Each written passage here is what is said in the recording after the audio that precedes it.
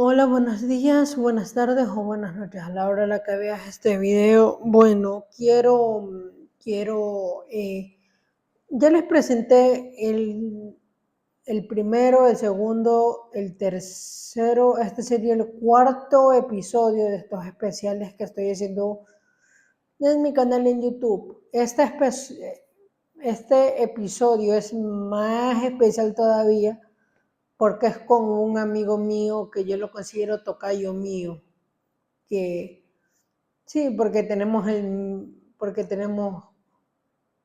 mismo apellido, Gustavo. Él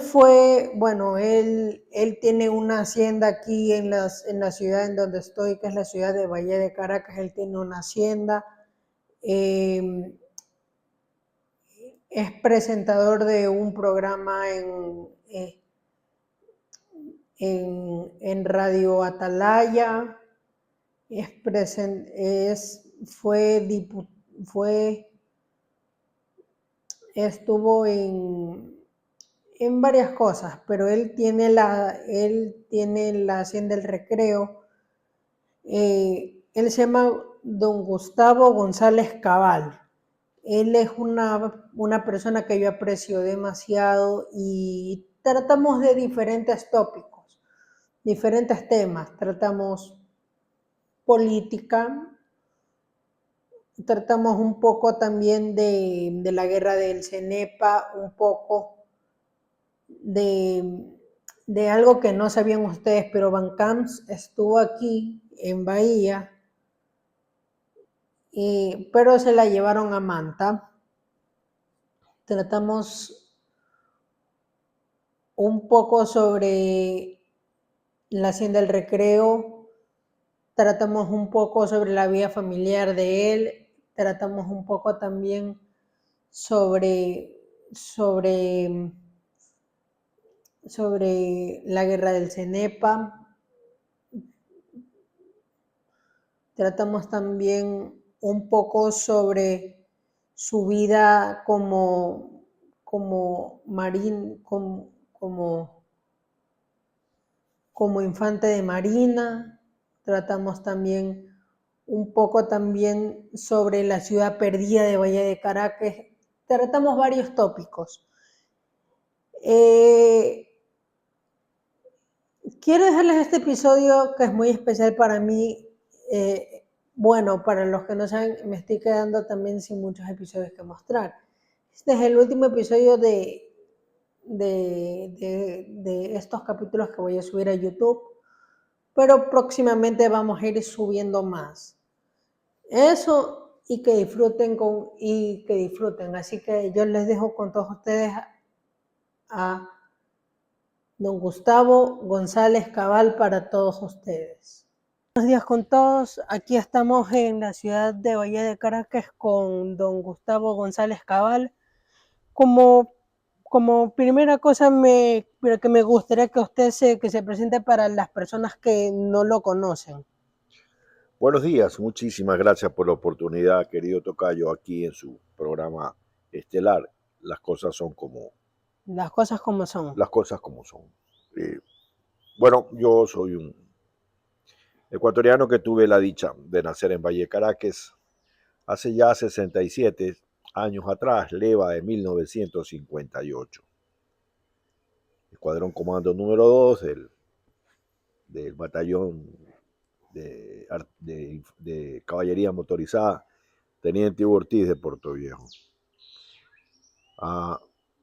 Me eduqué en algunas escuelas de Bahía, tengo un récord en eso. Me eduqué en la García Moreno con los salesianos, en el Colegio San Pedro Apóstol de los Salesianos, luego la Juan Montalvo y finalmente el Abraham Lincoln, de la inolvidable maestra y mujer tan destacada como era doña Berta Santos de Dueñas, que creo que merece hace mucho rato un monumento en la ciudad que la vio nacer. La señora Berta fue una mujer de enormes ejecutorias a nivel nacional. Fue la fundadora del Colegio Americano de Guayaquil.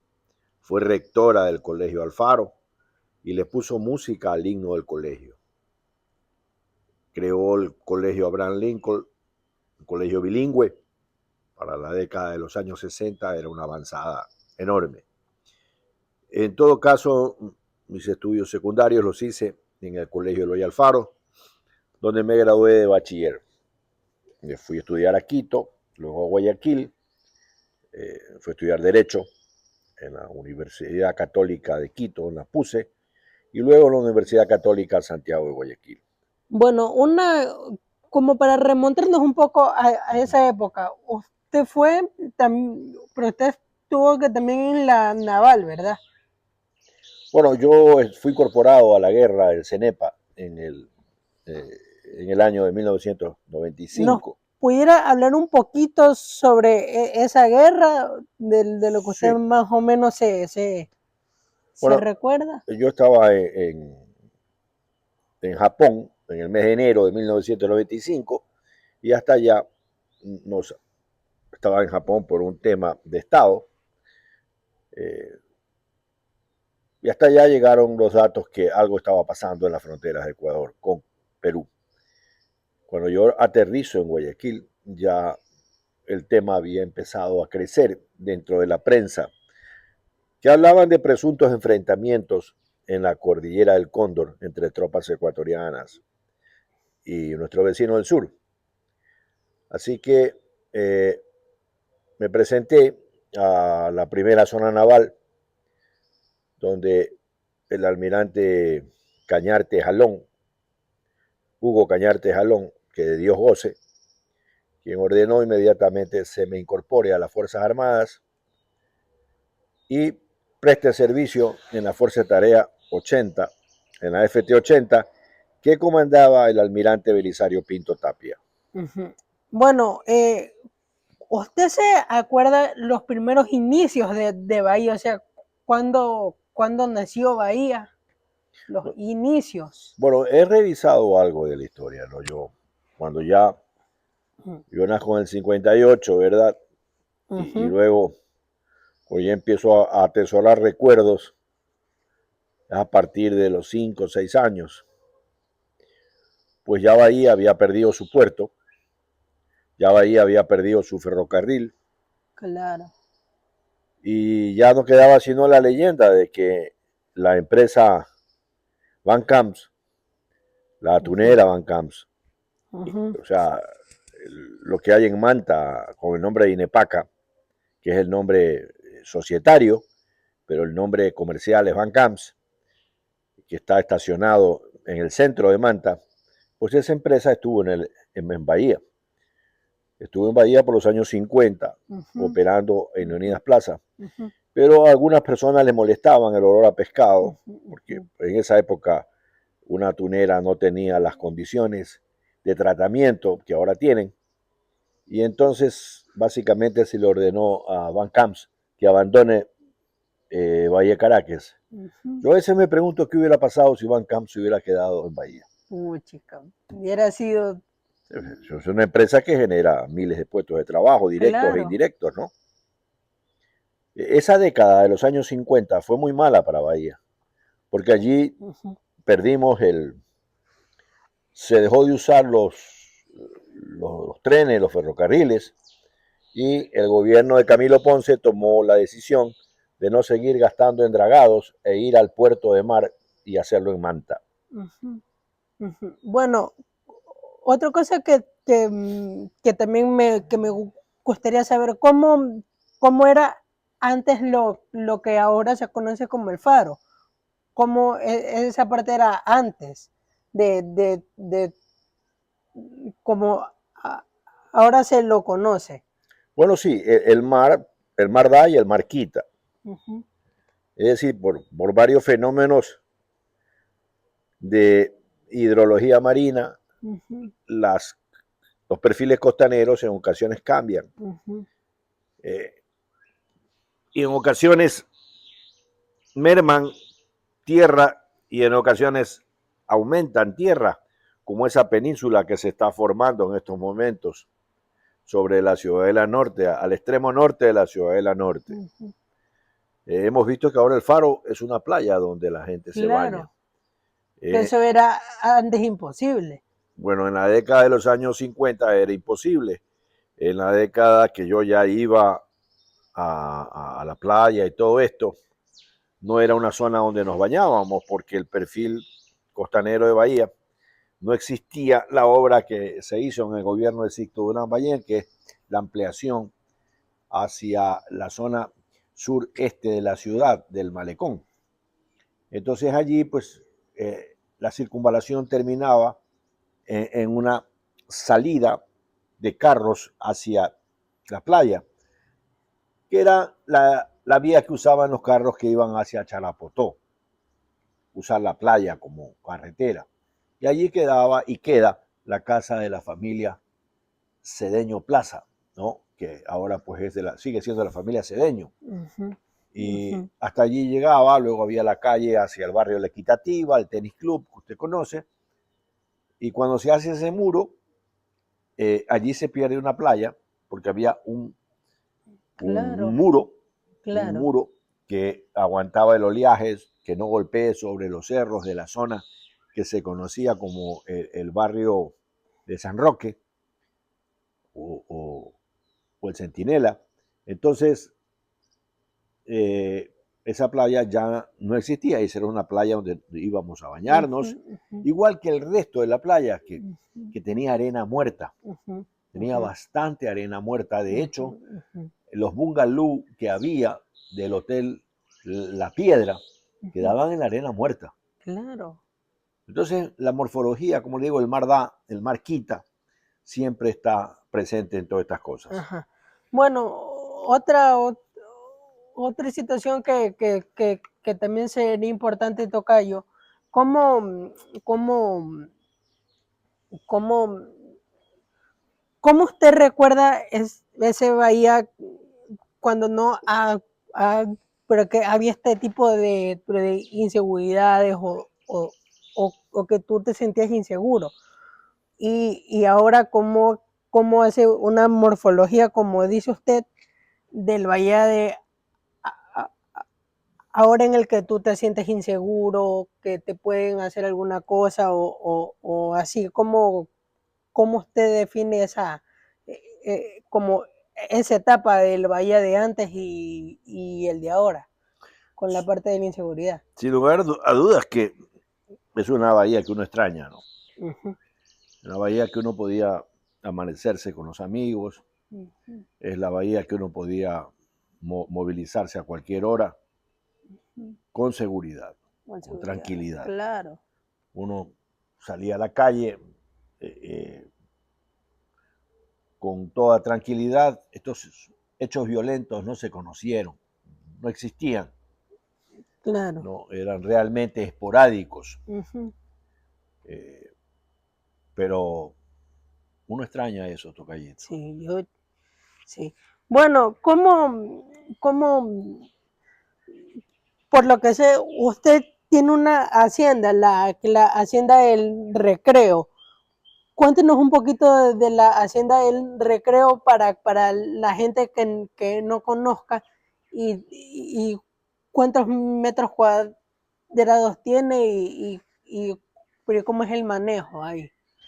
Bueno, va a ser difícil hacer la conversión en metros cuadrados porque yo soy muy malo para las matemáticas. Es una hacienda grande, muy grande, que tiene un bosque tropical muy importante, que en el cual ya tenemos años conservándolo como una reserva ecológica.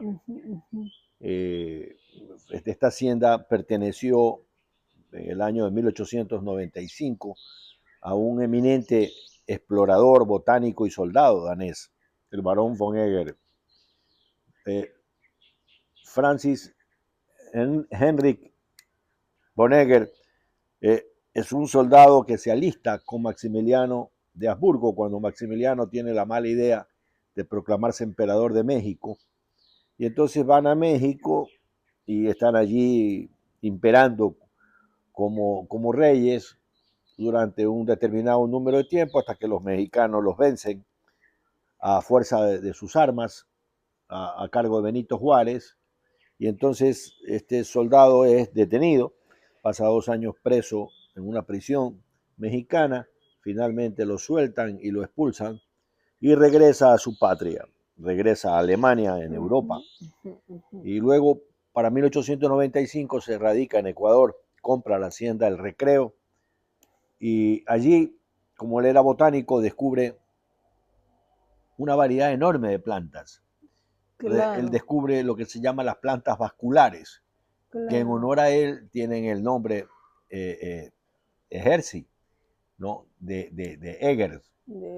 Y finalmente ellos se retiran alrededor de 1920, ¿no? En la que don Sergio Delgado Cañarte compra esa hacienda. Ajá. Bueno, cuéntenos un poquito que también de su historia, pero que en la radio.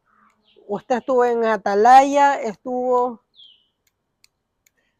Yo estoy en Atalaya todavía, estoy básicamente en un programa que se llama Calor Político, estoy Claro, como comentarista allí claro. y a veces pues doy entrevistas para Radio Centro, doy entrevistas para Radio, la de Luis Almeida, Radio Morena, para CRE, para Radio Democracia y para las radios que me soliciten Claro, algún tipo de entrevista sobre claro, la actualidad claro, política ecuatoriana. claro. ¿Cómo usted ve que la actualidad de lo que es que la política ahora, como en estos pero que momentos en los que usted ve que un presidente está de un lado y ve que está haciendo las cosas a su manera, a su estilo, y la gente lo critica al presidente?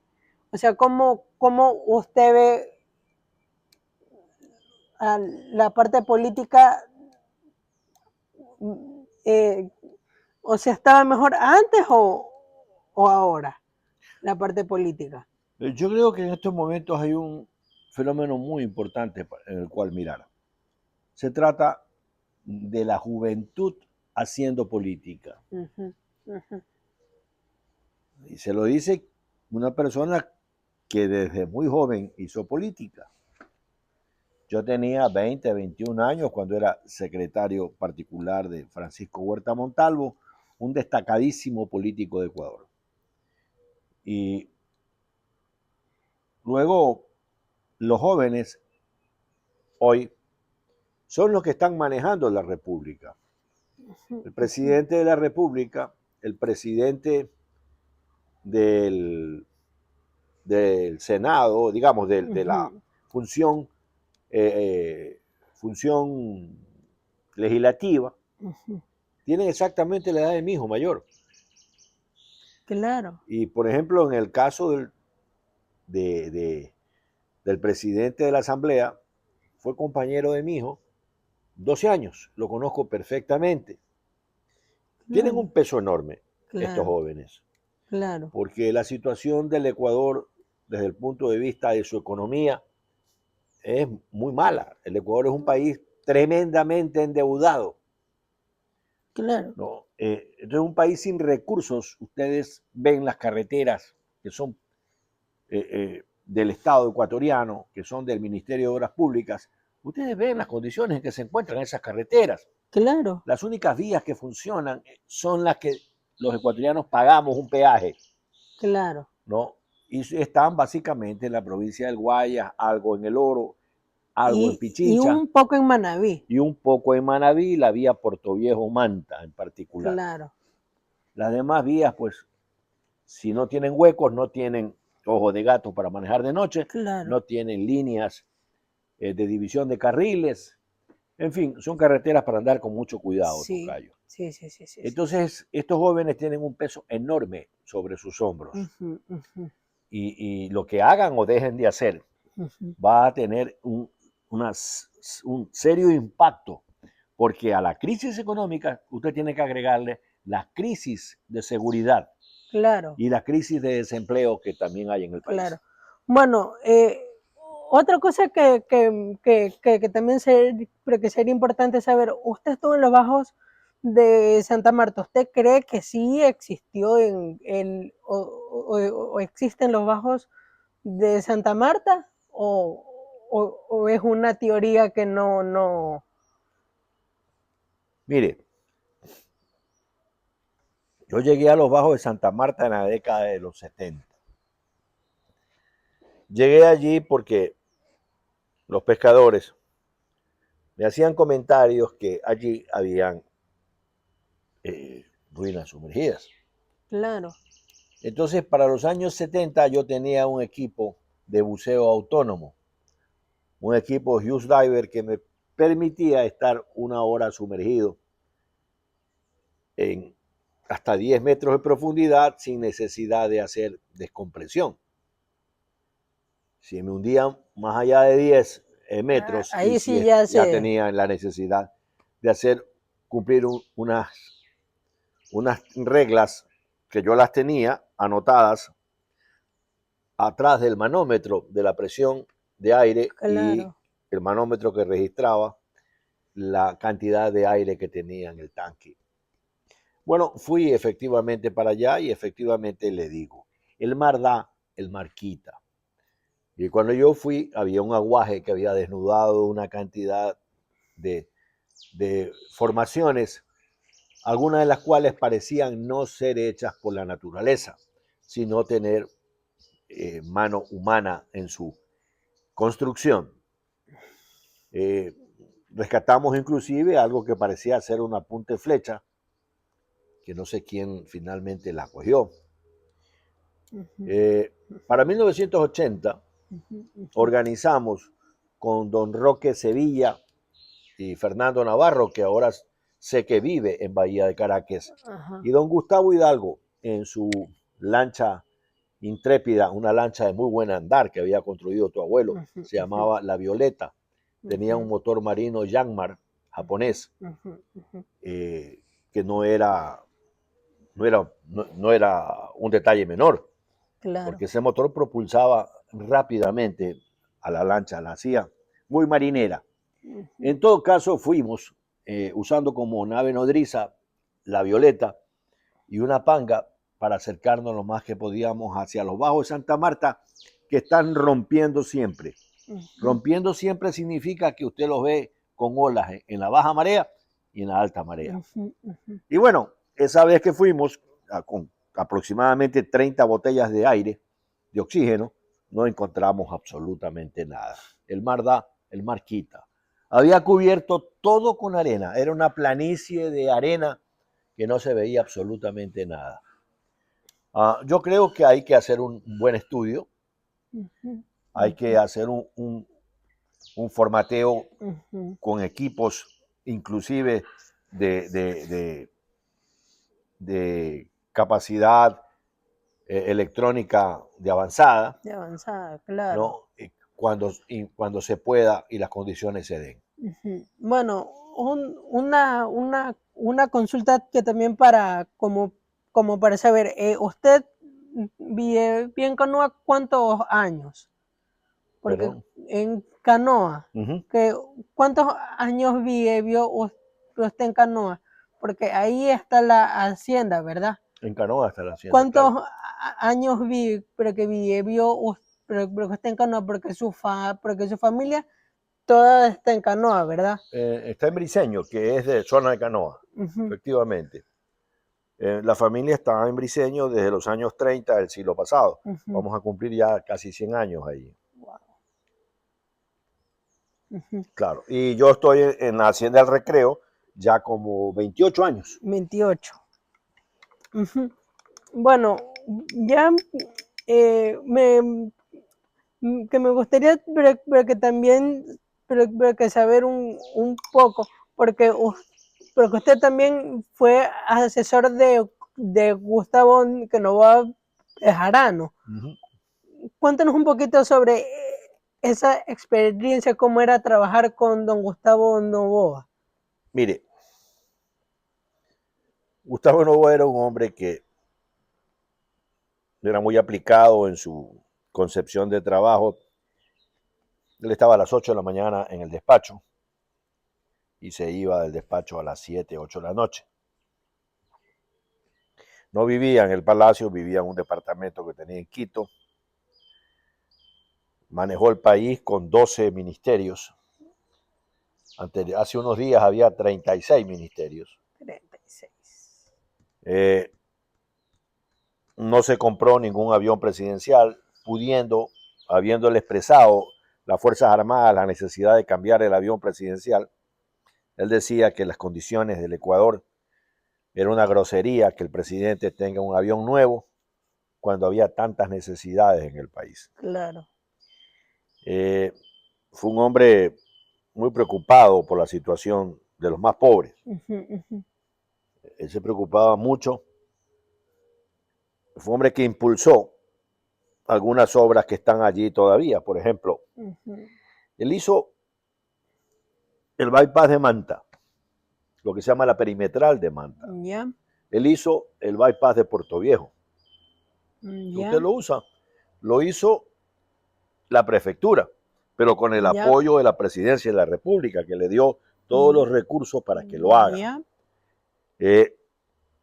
Luego hizo pues el hospital de Calceta, avanzó en la reconstrucción del hospital de Valle Caracas, que luego sufriera el impacto del terremoto devastador que nos golpeó con tanta fuerza.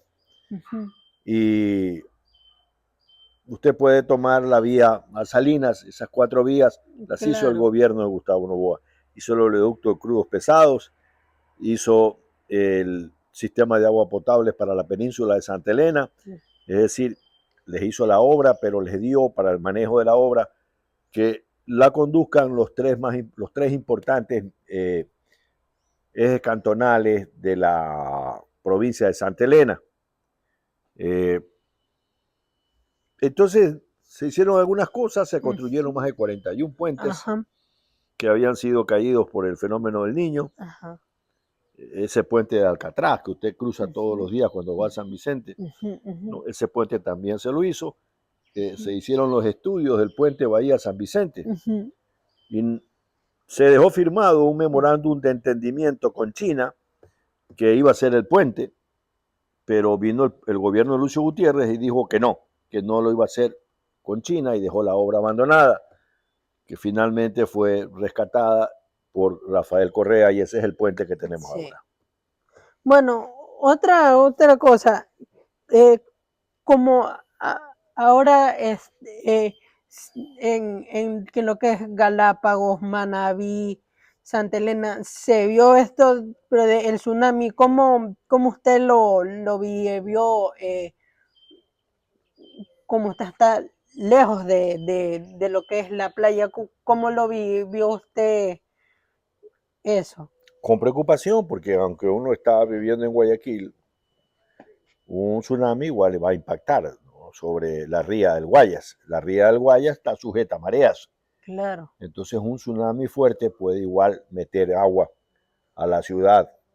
Y bueno, yo no conocía lo que era un tsunami ni cosa por el estilo.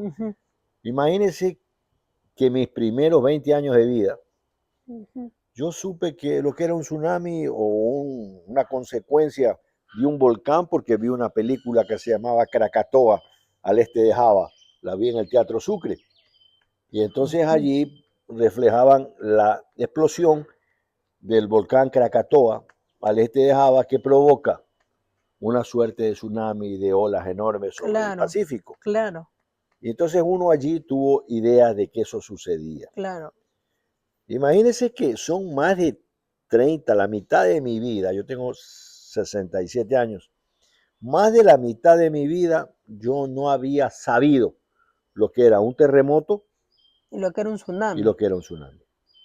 Esta última mitad de mi vida, y un poco más, yo diría, estos últimos 25 años, claro, ¿no?, he sabido lo que era en carne propia, ¿no? Porque uno sabía lo del terremoto de Ambato, claro, uno sabía lo del terremoto de San Francisco en Estados Unidos, pero sentir un terremoto como el que vivimos aquí en el año 98 y luego... Y el más actual que fue devastador también. El devastador fue un fenómeno telúrico Ajá. de 7.8 en la escala eh, de Mercalli, creo que es, Ujú. que devastó realmente. Sí.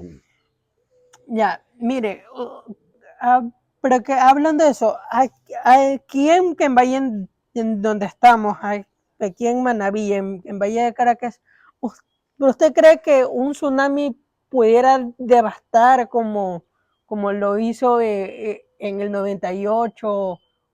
O sea, que vengan olas grandes a Manabí o a Bahía.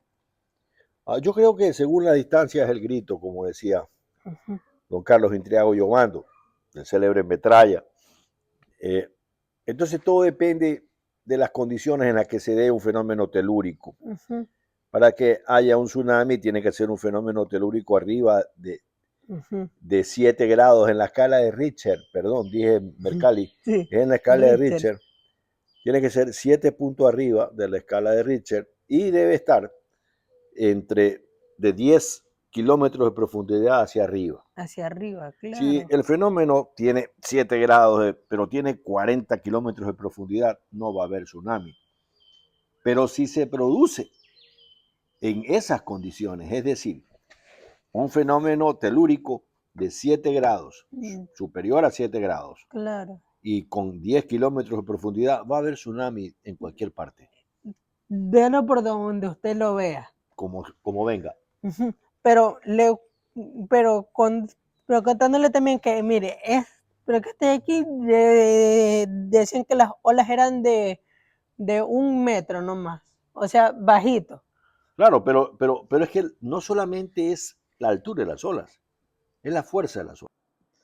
Bueno, como pudieron escuchar a don Gustavo González Cabal, él es una persona que sabe de todo y eso. Bueno, yo me quiero quedar con una reflexión que él decía, que él dijo, mejor dicho, él dijo que Van Camps, o sea, ¿qué hubiera pasado si Van Camps se hubiera quedado posicionado aquí en la ciudad de Bahía de Caracas? ¿Qué hubiera pasado? Eh, ¿qué hubiera pasado si la gente de Bahía no hubiera dicho nada?